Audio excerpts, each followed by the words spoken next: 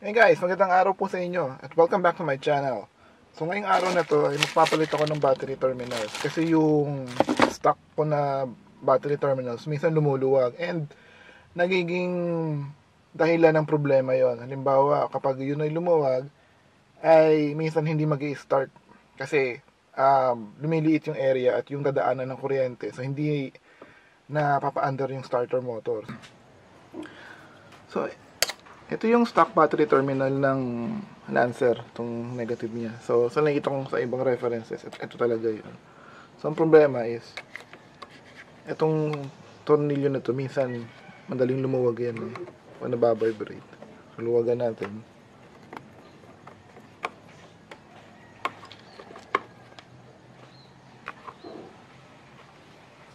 Yan, so maluwag na siya.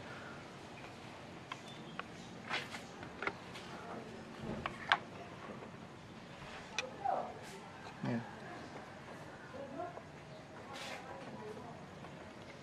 So ngayon, hindi maganda yung contact sa ground, sa negative.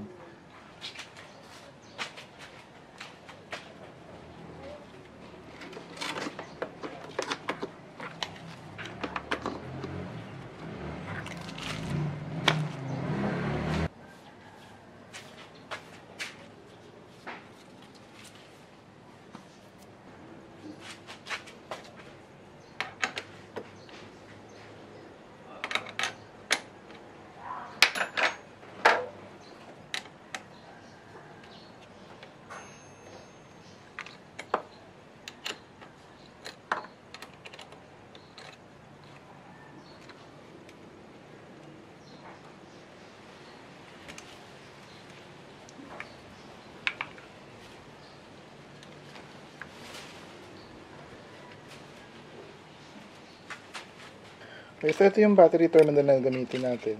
So may plastic cover na siya. Yan. So makapal. Ayan, maganda yan.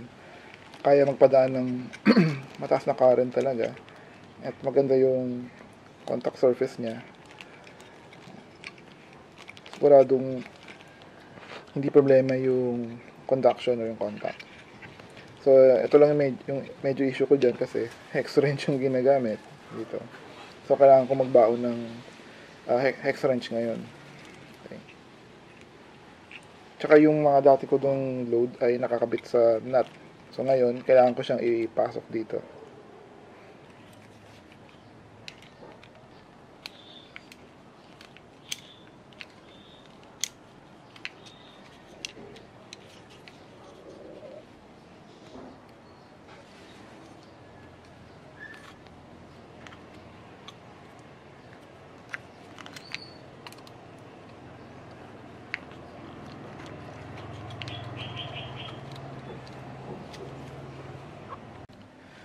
Okay, so medyo madami ng rewire tong kotse na to. So nandito yung sa fog light and yung busina and sa aircon. So ang dami kong kailangan i-consider na ikabit dito sa positive terminal.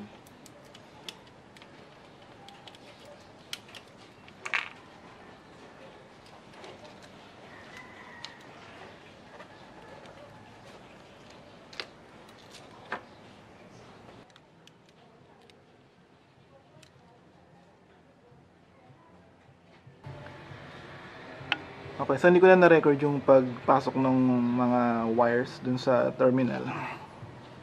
Kasi masyadong focus tayo dun. Yan, so basically papasok mo lang siya dyan.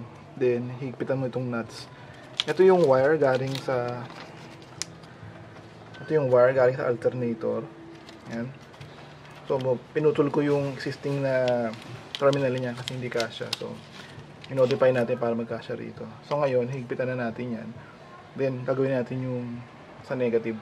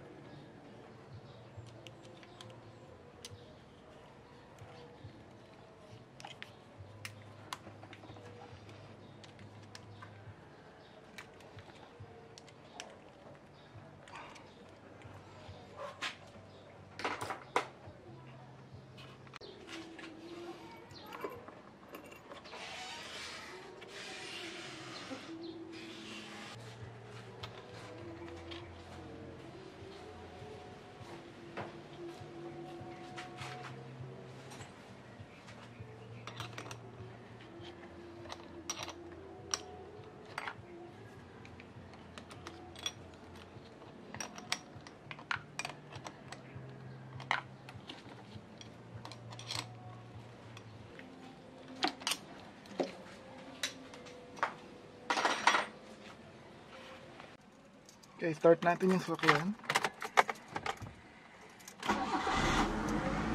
Wow. Lakas ka na. Parang mas ano yun? Hindi masyado nahihirapan. 14.1. So, observe natin. Observe natin muna. Paandarin ko siya ng mga ilang minuto.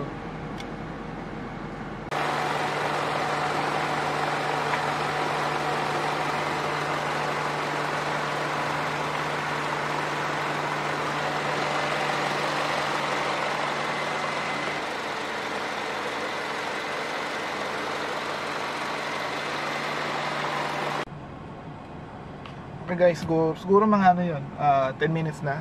So far so good naman tayo. Update muna rin ako nung Android head unit natin.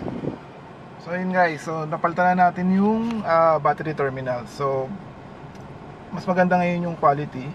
And siguro maiiwasan ko na ngayon yung minsan hindi mag-start dahil maluwag yung terminal. So nangyari yun. Unfortunately hindi ko lang ma-demo kanina. Kasi pag sinusubukan ko, hindi ko nakuha yung tamang kondisyon. Nag-start pa rin siya.